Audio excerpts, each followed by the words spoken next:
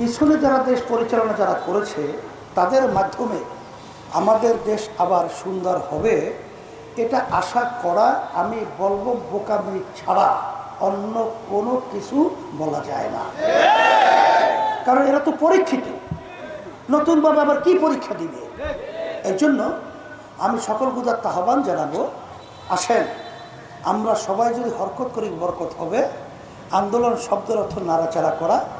আমরা এই দেশটাকে সুন্দর গঠন করার জন্যে আপনারা শুনতেছিলেন যে সংস্কার, দৃশ্যমান বিচার, এরপরে পিআর পদ্ধতি, জাতীয় নির্বাচন। আসলে বাস্তবতা হলো সবাই বুঝেও জানেও যে এগুলো দরকার, কিন্তু অনেকে ব্যক্তি স্বার্থ, দলের স্বার্থের জন্যে তারা কিন্তু ভালো জিনিসকে তারা কিন্তু গ্রহণ করতে চায় না, বিতর্কিত করতে চায়।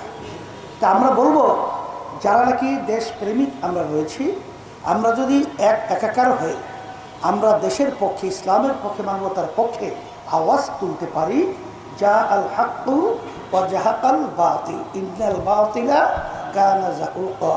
হক আসবে, বাতিল দূরীভূত হবে, আলো আসবে, অন্ধকার দূরীভূত হবে। ঠিক আমরা যদি দেশপ্রেমিকরা আওয়াজ তুলতে পারি, ক্ষমতা প্রেমিকরা পালাতে বাধ্য হবে। সেই হিসাবে আমি সকল গুদার আহ্বান জানাচ্ছি, আসেন ইসলামী আন্দোলন বাংলাদেশ, আল্লাহর রহমতে আপনাদের দোয়ায় আমরা যে আশা আকাঙ্ক্ষা নিয়ে আমরা কাজ করতেছি, আপনারা দেখেছেন 5ই আগস্টের পরে ইসলামের পক্ষে একটা বাংলাদেশের মানুষের হৃদ্রতা, আন্তরিকতা তৈরি হয়েছে। এখন এটা আমাদেরকে কাজে লাগাতে হবে না? এই জন্যই তো আমরা ঘোষণা করেছি যে ইসলামের পক্ষে আমরা চেষ্টা করতেছি আল্লাহর রহমতে একটা বাক্স পাঠানো যায়। সেই প্রক্রিয়া আমরা আল্লাহর রহমতে অনেক এগিয়েছি, অনেক এগিয়ে গেছি। এখন আপনাদের সহযোগিতা দোয়া থাকা লাগবে। আর কথা হলো, মার যদি খালি থাকে সেখানে আগাছা জন্মায় না? এই পিরোজপুর আমার মনে আছে, আব্বাজান রহমাতুল্লাহ আলাইহি থেকে শুরু করে এই ময়দানে কিন্তু জনসভা হয়েছে, সেখানে কিন্তু আমি আসছিলাম।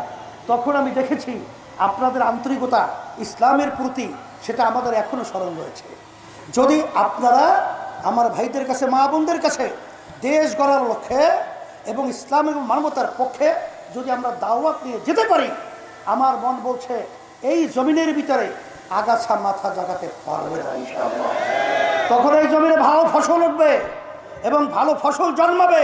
আর এই ফসলের মাধ্যমে তখন আর মাকে সন্তান হারা, গলা ফাটা, কলিজা ফাটা সেই চিৎকার দিতে আল্লাহর রহমতে আর হবে না।